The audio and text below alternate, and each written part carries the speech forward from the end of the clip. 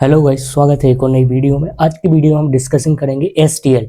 STL क्या होता है, ठीक है। तो एक काम करता हूँ, मैं सबसे पहले आपको स्क्रीन पे ले चलता हूँ, ठीक है। तो स्क्रीन पे मैंने लिख रखा है एसटीएल का मीन्स क्या होता है। एसटीएल मीन्स होता है स्टैंडर्ड टेम्पलेट लाइब्रेरी, ठीक है। स्टैंडर्ड टेम्पलेट लाइब्रेरी, ठीक है। तो आज की वीडियो हम डिस्कशन करेंगे एसटीएल के बारे में, ठीक है। तो सबसे पहले मैं आपको थ्योरी समझा दूंगा, उसके बाद रफली बता दूंगा, उसके बाद टर्बो पे एग्जीक्यूट करके भी दिखा दूंगा कि किस तरीके से इसमें वर्किंग प्रोसेस वगैरह चलती है एसटीएल में, ठीक है। तो ठीक है, एसटीएल क्या है। एसटीएल एक टेम्पलेट है लाइब्रेरी, ठीक है। टेम्पलेट लाइब्रेरी है। टेम्पलेट क्या है, जो कि मैंने पिछली वीडियो में आपको अच्छे से समझा दिया था कि टेम्पलेट हम किस तरीके से बनाते हैं और टेम्पलेट की क्या जरूरत है, ठीक है। यदि आपको टेम्पलेट के बारे में कुछ पता नहीं है तो पहले आप मेरी पिछली वीडियो देख लेना, उसमें मैंने टेम्पलेट के बारे में डिस्कस किया था, ठीक है। तो C++ एक पावरफुल लाइब्रेरी है जो रेडीमेड डेटा स्ट्रक्चर और एल्गोरिथम प्रोवाइड कराता है। कौन प्रोवाइड कराता है? एसटीएल, ठीक है।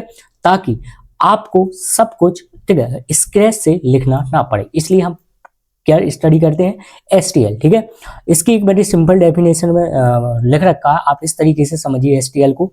Template plus data structure plus algorithm, यानी कि तीनों का मिक्सअप होता है एसटीएल, ठीक है।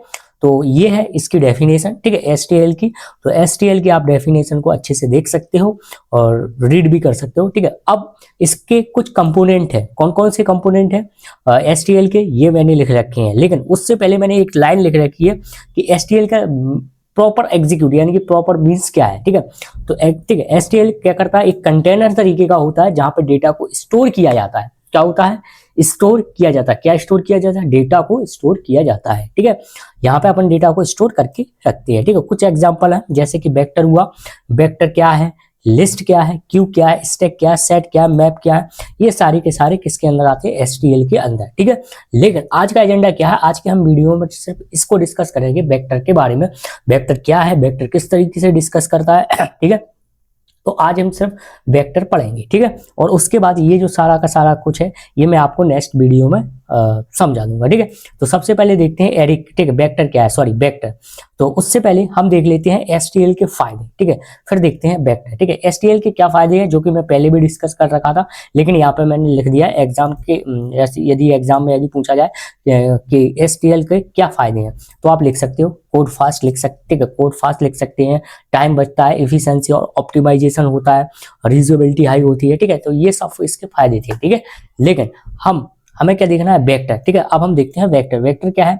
वेक्टर को आप इस तरीके से समझ सकते हो वेक्टर C++ एसटीएल का एक डायनेमिक एरे होता है। वेक्टर क्या है? एक डायनेमिक एरे होता है। डायनेमिक एरे से मेरा मतलब है, जैसे कि हमने अभी पढ़ा था, अपना नॉर्मल एरे पढ़ा था, हमने पिछली वीडियो में देखा था नॉर्मल एरे। नॉर्मल एरे में क्या करते थे? हम साइज को फिक्स कर देते थे। सपोज साइज की डाल दी 5, तो हम उसमें 5 एलिमेंट से ज्यादा वैल्यू नहीं डालेंगे, ठीक है। ये हम नॉर्मल एरे में करते थे। लेकिन वेक्टर में ऐसा नहीं है। वेक्टर में हम डायनेमिक एरे, डायनेमिक यानी ऑटोमेटिक, इसमें साइज, ठीक है, ऑटोमेटिक बढ़ जाती है और घट जाती है, ठीक है। वेक्टर में देखो यही लिखा है इसमें कि वेक्टर C++ एसटीएल का एक डायनेमिक एरे होता है, मतलब साइज ऑटोमेटिक बढ़ या घट सकती है। एक सिंपल डेफिनेशन भी मैंने लिख रखी है, उसको भी आप अच्छे से स्टडी देख सकते हो कि वेक्टर एक ऐसा कंटेनर है, एक ऐसा कंटेनर है जो एलिमेंट को कंटिन्यू मेमोरी में स्टोर करता है और रन टाइम पर अपना साइज चेंज कर सकता है। यानी कि जो रन टाइम, यानी कि हम प्रोग्राम को एग्जीक्यूट करते समय इसको रन टाइम पे भी इसकी साइज आगे पीछे कर सकते हैं, ठीक है। एक रियल लाइफ एग्जांपल भी वही है जो मैंने आपको पहले बता रखा था, ठीक है, कि एक जो नॉर्मल एरे होता है उसमें साइज फिक्स होती है। वेक्टर में क्या होता है, जब डेटा बढ़े साइज बढ़ जाएगी, जब डेटा कम हो तो साइज एडजस्ट हो जाएगी, ठीक है। कुछ इसके इंपॉर्टेंट फंक्शन है वेक्टर में, क्या क्या हम फंक्शन यूज करते हैं। एक पुशबैक फंक्शन होता है, उसका काम होता है एलिमेंट को ऐड करना, ठीक है। पुशबैक फंक्शन क्या करता है? ऐड करता है। क्या ऐड करता है? एलिमेंट करता है। और पॉप बैक मतलब होता है डिलीट करना, ठीक है। पॉप बैक फंक्शन क्या काम करता है? इसमें डिलीट करता है, ठीक है। साइज क्या होता है? वो आपकी साइज वगैरह बताती है कि कितनी चीज में साइज है, क्लियर, सारे का सारा डिलीट कर देता है हमारे कंटेनर को। और एम्पटी, ये चेक वेक्टर एम्पटी है या नहीं है, ये चेक करता है एम्पटी कि हमारा जो वेक्टर है उसमें एलिमेंट है या नहीं है, यानी कि चेक करता है, ठीक है। तो ये उसके कुछ फंक्शन थे वेक्टर के, ठीक है। अब दोनों में डिफरेंट क्या है, एरे और वेक्टर में, ठीक है। तो आप इसके ठीक है डिफरेंट भी देख सकते हो। देखो एरे एरे ठीक है, एरे की साइज फिक्स होती है जबकि वेक्टर की डायनेमिक होती है, यानी कि घट या बढ़ सकती है, ठीक है। और इसमें मेमोरी मैनुअल होती है, इसमें ऑटोमेटिक होती है, ठीक है। और इसकी फ्लेक्सिबिलिटी लो होती है, किसकी, एरे की, और वेक्टर की थोड़ी हाई होती है, ठीक है। तो ये थे इसकी डेफिनेशन। आई होप आपको ये अच्छे से डेफिनेशन समझ आ चुकी होगी, ठीक है। अब मैं आपको ये जो कोड है, यानी कि एक कोड बनाता हूँ वेक्टर का और उस पर आपको प्रॉपर तरीके से समझाता हूँ, ठीक है। तो रफली उसके बाद में आपको ये जो कोड है बीएस कोड पे चलाऊंगा। एक्चुअली क्या है, 19 के समथिंग हमारी जो टर्बो था वो बना था, तो उसमें ये वेक्टर वगैरह ये कुछ एडवांस फीचर है वो टर्बो पर एग्जीक्यूट नहीं करते। हमने पिछली वीडियो में देखा था, जो फाइल हैंडलिंग हमने पढ़ा था वो इसमें रन नहीं करता था टर्बो में, ठीक है। इसलिए हम इस कोड को एग्जीक्यूट करेंगे बीएस कोड में। अब बीएस कोड कैसे डाउनलोड करते हैं उसकी मैंने वीडियो ऑलरेडी बना रखी है, आप मेरी वीडियो चेक कर लेना प्लेलिस्ट वगैरह, ठीक है। वहां आपको ये मिल जाएगी कि हम किस तरीके से बीएस कोड डाउनलोड करते हैं, ठीक है। तो चलते हैं, सबसे पहले रफली बता देता हूं, उसके बाद मैं आपको बीएस कोड पर रन करके दिखा देता हूं, ठीक है। सो ओके गाइस, वेक्टर में हमने देखा था कि किस तरीके से वर्क करता है, हमने आपको डेफिनेशन बता रखी थी, ठीक है। तो इसके लिए जैसे कि हमने देखा था एरे पिछली वीडियो में, ठीक है। एरे में क्या होता था, इस तरीके से आउटपुट हमारा स्टोर होता था, 3 3 4 इस तरीके से करते थे। उससे पहले इसका एक वेरिएबल दे देते, इस तरीके से इंट और कोई एक वेरिएबल, और इसमें हम इस तरीके से साइज डाल देते थे, ठीक। और साइज के लिए इस तरीके से वैल्यू को देते थे हम एरे में। लेकिन हम आज क्या पढ़ रहे हैं, वेक्टर में भी डेटा इसी फॉर्मेट में ऐड होता है, लेकिन ठीक है, लेकिन इसकी जो साइज है ना वो फिक्स नहीं होती है वेक्टर में, ठीक है। तो इसके लिए बनाने के लिए मुझे क्या करना पड़ेगा, पहले इसे मैं रिमूव कर रहा हूँ, ठीक है। सबसे पहले इसके लिए वेक्टर के लिए एक हेडर फाइल इंक्लूड करनी पड़ेगी आपको वेक्टर नाम की, ठीक है, जो आपको वेक्टर एक टेम्पलेट प्रोवाइड कराएगा, ठीक है। तो ठीक है, अब हमने यूज किया मेन फंक्शन, जो हमने मेन फंक्शन अपना पढ़ते थे उसके अंदर, ठीक है। एक हमने वेक्टर लिया, यानी कि एक वेक्टर नाम का एक टेम्पलेट बनाया वेक्टर, और इसमें हमने कोई भी डेटा टाइप, सपोज हमने दे दिया इंट टाइप का डेटा टाइप, और यहाँ पे वेरिएबल का नाम कुछ भी हो सकता है, सपोज मैंने P1 दे दिया, ठीक है, इस तरीके से डिक्लेयर कर दिया। अब मैं क्या करूंगा, ये जो P1 है इसी के अंदर सारी के सारी एलिमेंट डालूंगा, लेकिन सारी के सारी एलिमेंट डालने के लिए मैंने आपको फंक्शन बताए थे रफली, कौन कौन से फंक्शन थे, एक पुश बैक था, एक पॉप बैक था, एक एम्प्टी नाम का था, एक साइज नाम का था, ठीक है। लेकिन हमें क्या करना है, इसमें एलिमेंट ऐड करनी है, यानी कि इसमें एलिमेंट स्टोर करनी है, तो हम यूज करेंगे पुश बैक नाम के एक फंक्शन का, ठीक है। उससे पहले हमें लिखना पड़ेगा अपने वेरिएबल का नाम क्या है, P1। हमने कहा P1 के अंदर पुश बैक, यानी कि पुश बैक कर दो, ठीक है, पुश बैक यानी कि इसमें वैल्यू डाल दो, वैल्यू कुछ भी हो सकती है, सपोज मान के चलो मैंने 2 डाल दी, ठीक है।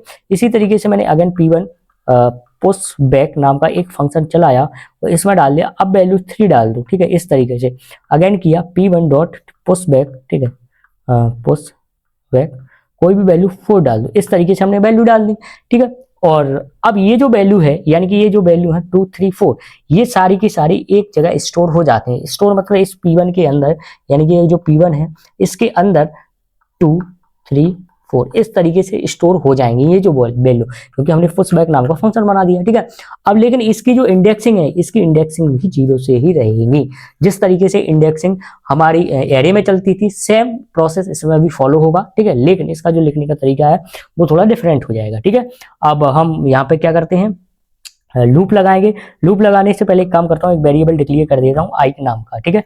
लूप हम यहाँ पे लगा देते हैं, ठीक है, क्योंकि यहाँ पे जगह नहीं है, ठीक है। एक आई नाम का हमने लिखा फॉर आई वैल्यू 0 से स्टार्ट हो और आई जब तक जाए, कब तक जाए, इस P1 की साइज तक, P1 की साइज तक ही चले वैल्यू, और आई को यहाँ पे प्लस प्लस ये कर दिया, स्टार्ट कर लीजिए, ठीक है। इसका मतलब क्या हो गया, आई, ठीक है, लेस देन P1, ठीक है, P1 ग्रेटर है साइज, यानी कि ये क्या करेगा, साइज निकालेगा P1 साइज, यानी कि इसकी जगह क्या वैल्यू पुट हो जाएगी, साइज बताइए 3 पुट हो जाएगी, क्योंकि इसकी वैल्यू क्या है 1 2 3, लेकिन इंडेक्सिंग है 0 1 2, इंडेक्सिंग है 0 1 2, लेकिन इसकी साइज है 1 2 3, तो यहाँ पे 3 पुट हो जाएगा, ठीक है।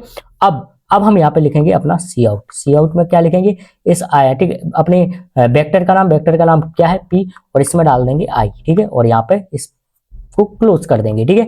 और ये यहाँ पे अपना गेस CLR RCR वगैरह ये जो कुछ है वो आप यहाँ पर लिख सकते हो, ठीक है। लेकिन ये जो कोड है मैं BS कोड पर रन करूंगा, क्योंकि ये जो कोड है टर्बो पे वर्क नहीं करेगा, इसलिए हम यूज करेंगे VS कोड, ठीक है। सो गाइस, सबसे पहले क्या होगा, एक वेक्टर रन, सबसे पहले इसको हम रन करेंगे तो सबसे पहले वेक्टर कॉल होगा। ये क्या करेगा, एक P1 नाम का एक वेक्टर बना देगा, उसमें 2 3 4 इस तरीके से वैल्यू पुट हो जाएंगी ऑटोमेटिक, ठीक है। और यहाँ पे लूप चलेगा, i के पास क्या है 0, तो ये क्या करेगा P0, यानी कि P क्या है, एक वेक्टर, यानी कि एक P नाम का वेक्टर है, उसमें 0 इंडेक्स पर, क्योंकि i के पास क्या है 0, 0 इंडेक्स पर क्या रखा है, 0 इंडेक्स पर रखा है 2, तो हमारा पहला आउटपुट क्या निकल के आ जाएगा 2, तो हमारा आउटपुट आ जाएगा 2।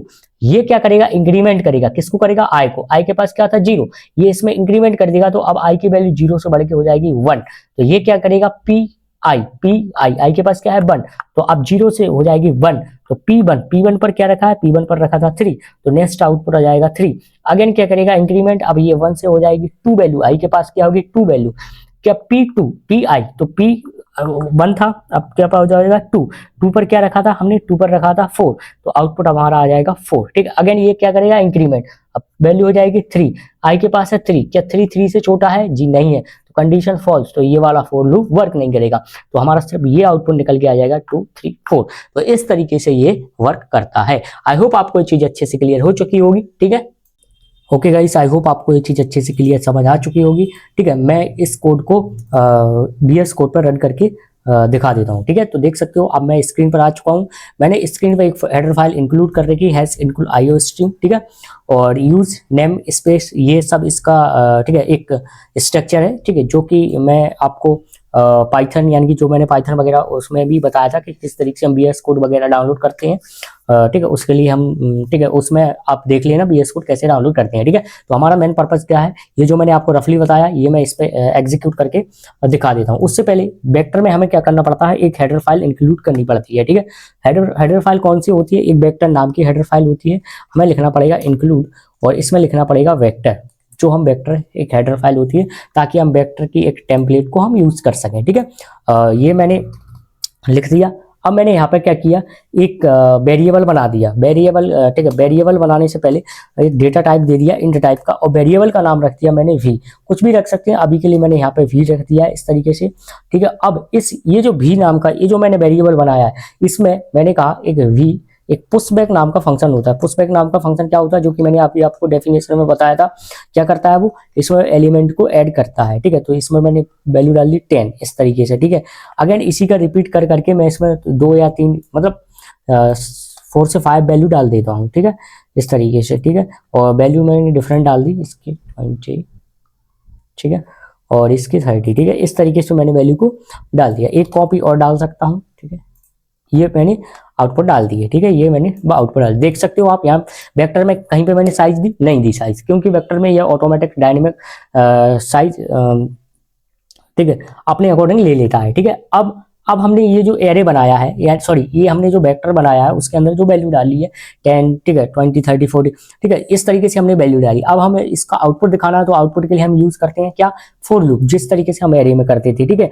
तो यहीं पे हम फॉर लूप यूज कर लेते हैं, और यहाँ पे एक वेरिएबल डिक्लेयर कर देते हैं किसी भी नाम का, i 0 से स्टार्टिंग होती है, एरे में भी होती है, वेक्टर में भी होती है, ठीक है, दोनों में, ठीक है। अब ये जो i है कहाँ तक चलनी चाहिए, वेक्टर मतलब v नाम का जो वेरिएबल है आपका, जो v नाम का वेरिएबल हमने डिफाइन कर रखा है, ये कर रखा है, इसकी साइज से, ठीक है, साइज से ज्यादा ना हो, ठीक है, इसकी जो साइज हो, साइज के लिए एक साइज नाम का फंक्शन होता है जो साइज को निकालता है। कैसे पता कर कैसे देखा ये हमने साइज नाम का, हमने देखा था अभी डेफिनेशन में, हमने आपको फंक्शन बताए थे कौन कौन से, पुशबैक, ठीक है, पुशबैक, पॉपबैक और साइज, एम्पटी, ये चारों हमने फंक्शन अभी आपको बताए थे क्या काम करते हैं, ठीक है। वही है, साइज का काम होता है साइज निकालना, ठीक है। और यहाँ पे क्या लिखेंगे, i प्लस प्लस क्या करेगा, क्या करेगा, i की वैल्यू को इंक्रीमेंट करेगा, ठीक है, ताकि हमारा लूप वर्क करे, ठीक है। और यहाँ पे हमने एक सी आउट डाल दिया, ठीक है। सी आउट में चाहो तो एक मैसेज डाल सकते हो, मैसेज नहीं डालना हो तो इस तरीके से हम i को रख देंगे, और थोड़ा स्पेस चाहिए तो हमने थोड़ा स्पेस इस तरीके से ले लिया, ठीक है। और ठीक है, ये बन गया हमारा एक पूरा का पूरा एक प्रोग्राम, ठीक है। इसे थोड़ा इस तरीके से लिख दे रहा हूँ ताकि समझ में आ जाए आपको, ठीक है। तो इसमें हमने क्या किया, एक वेक्टर बनाया v नाम का, ठीक है, जिसमें हमने 4 एलिमेंट इस तरीके से रख दिए, ठीक है, ठीक है। और इससे क्या किया, ये इस फॉर लूप से क्या किया, इससे हमने आउटपुट निकाल लिया अपना, ठीक है।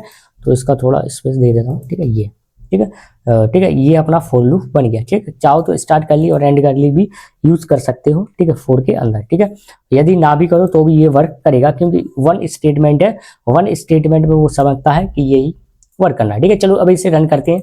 तो ये यहाँ पे एक बटन रख रखा है। सो ओके गाइस, देख सकते हो, इस पे मैं एग्जीक्यूट करूंगा और यहाँ पे मेरा आउटपुट आ जाएगा। ठीक है, तो ये थोड़ा रन टाइम, ठीक है, रन होने में थोड़ा समय ले रहा है। ठीक है, ये आ गया मेरा आउटपुट, ये देख सकते हो। ठीक है, यहाँ पे, ठीक है, ये आ चुका हमारा आउटपुट। ठीक है, 10 20 30 40, ये इस तरीके से हमारा आउटपुट वर्क करेगा। ठीक है, आई होप आपको ये वेक्टर अच्छे से क्लियर हो चुका होगा कि किस तरीके से वर्क करता है। ठीक है, तो इस पे और भी प्रोग्राम वगैरह रहेंगे, वो मैं आपको आगे चल के बता दूंगा। ठीक है, तो यही था इसका बेसिक वेक्टर का, और कुछ जो हमने और भी वो हम नेक्स्ट वीडियो में कवर करेंगे। ठीक है, so thank you guys, I hope आपको ये चीज़ अच्छे से क्लियर हो चुकी होगी।